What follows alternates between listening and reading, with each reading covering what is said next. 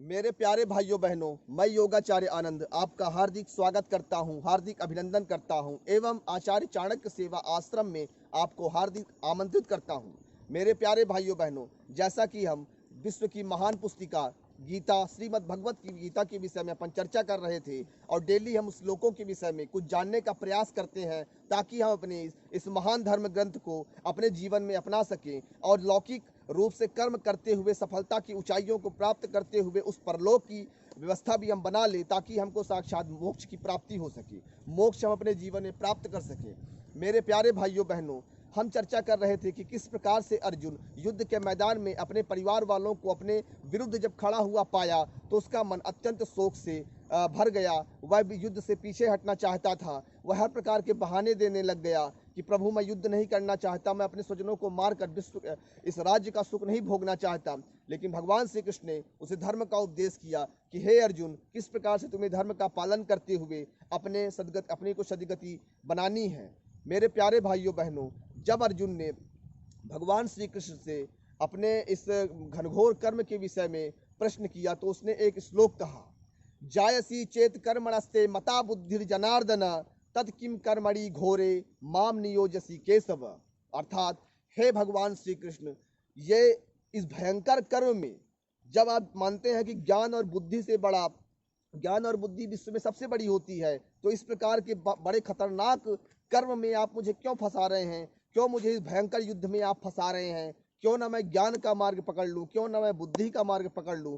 ऐसा अर्जुन ने भगवान श्री कृष्ण से कहा। मेरे प्यारे भाइयों बहनों, हमारे जीवन में भी ऐसी स्थितियां पैदा होती हैं जब हम कोई बहुत बड़ा कार्य करने का लक्ष्य रखते हैं तो हम भी पीछे हटने का हमारे अंदर कई प्रकार के विचार आते हैं। उनसे पीछे हटने के लिए हम तरह तरह के बहाने बनाते हैं, किंतु ऐसी स्थिति में भगवान श्री कृष्ण ने हमें अगले ही श्लोक में समझाया है कि लोके यस्मिन् द्विविधा निष्ठा पुरा प्रोक्ता मया नघ ज्ञान योगेन सांख्यानाम कर्म योगेन योगी नाम।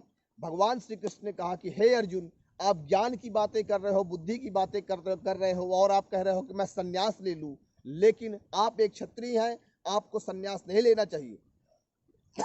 अर्थात संन्यास लेना ये आपका कर्म नहीं है, क्योंकि आप एक क्षत्रिय हैं। आपका कर्म है युद्ध करना, समाज की रक्षा करना, इसके द्वारा आपका कल्याण होगा।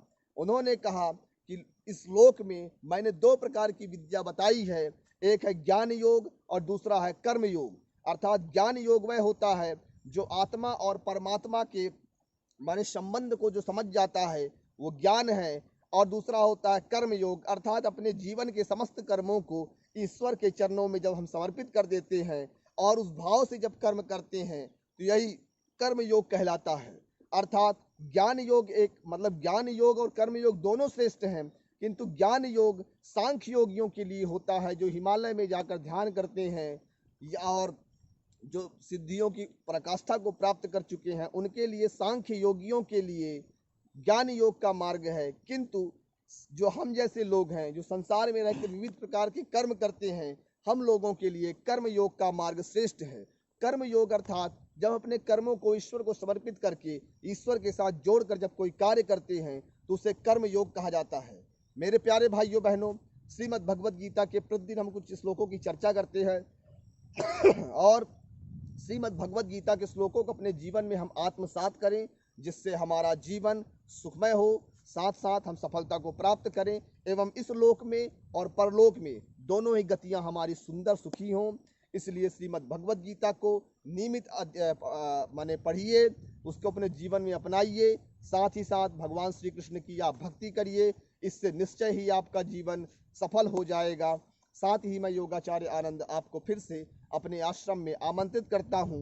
आपसे प्रार्थना करता हूं कि आप हमारे आश्रम की सदस्यता ग्रहण करें, जिससे राष्ट्र निर्माण की जो हमारी एक महामुहिम है उस महामुहिम को हम पूरी कर सकें और अपने देश को विश्व की आर्थिक, आध्यात्मिक, राजनीतिक महाशक्ति के रूप में स्थापित कर सकें। मेरे प्यारे भाइयों बहनों, योगाचार्य आनंद आपका हार्दिक अभिनंदन करता है। इसी के साथ साथ आपसे मैं लेता हूं इजाज़त। मेरे प्यारे भाइयों बहनों, मुझे दीजिए इजाज़त।